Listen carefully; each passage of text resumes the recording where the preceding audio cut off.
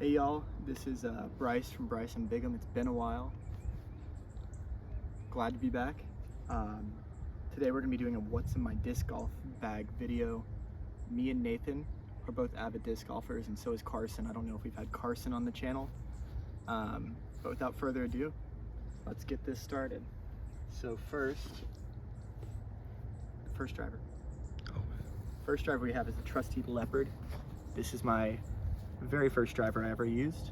Super easy to throw, 6-speed disc, goes pretty well.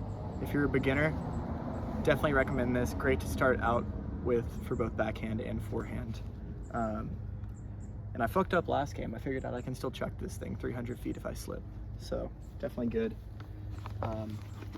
This is one that I am trying to get used to using. This is the Innova Destroyer 14-speed disc. I can't throw this fast enough, so it still flips on me. But great disc if you can throw it fast enough. Goes super great, and when I need it to turn, I can do that.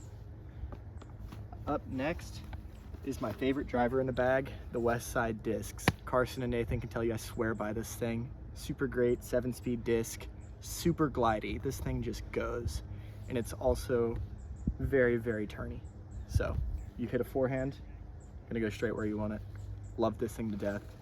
I've almost lost it a couple times and wanted to cry every time. So up next, I stole this one off of Carson. I actually don't know what it is. It's a SPZ3. I know it's a 9-speed. I've used it a couple times when I needed to get the extra juice on a forehand.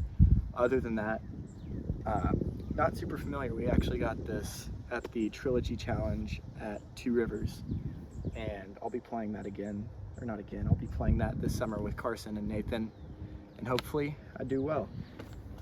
Up next, the mid-range drivers. The one I'm missing right now is the Truth, a good disc, kind of like a flippy MD. I left that, well, I didn't leave it anywhere. I lost it on hole 11 of this course, and I have to get that back from a dude at a bar. That's also a good disc, but I prefer this a little more. This is the MD, super great, super straight disc, 4-speed, 5 glide, straight where you want it to go. Love it to death. I wouldn't trade it for the world. Carson has another one of my MDs right now. So I'm stuck to 2.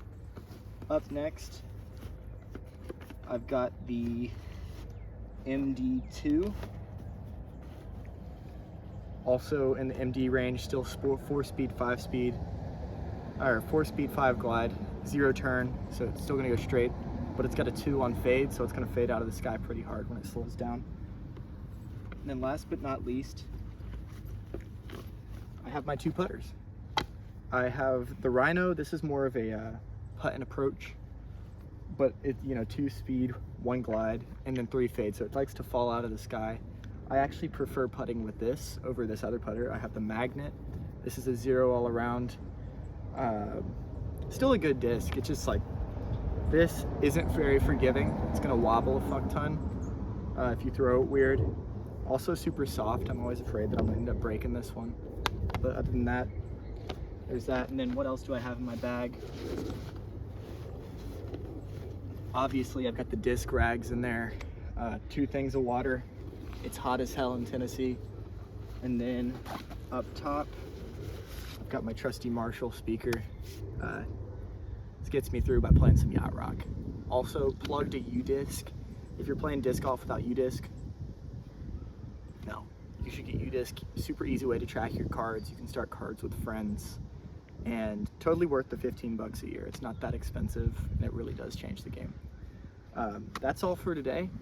Stay tuned for our next video. It's the summer. I'll probably be making a lot of disc golf videos with Nathan and Carson, or just by myself with Sloan. Filming behind the camera here. He's looking stoic in his Ray-Bans. But yeah, keep tuned for that. I'm gonna keep updating my bag, and I'll make sure to keep you all in the loop. Look forward to seeing you next time.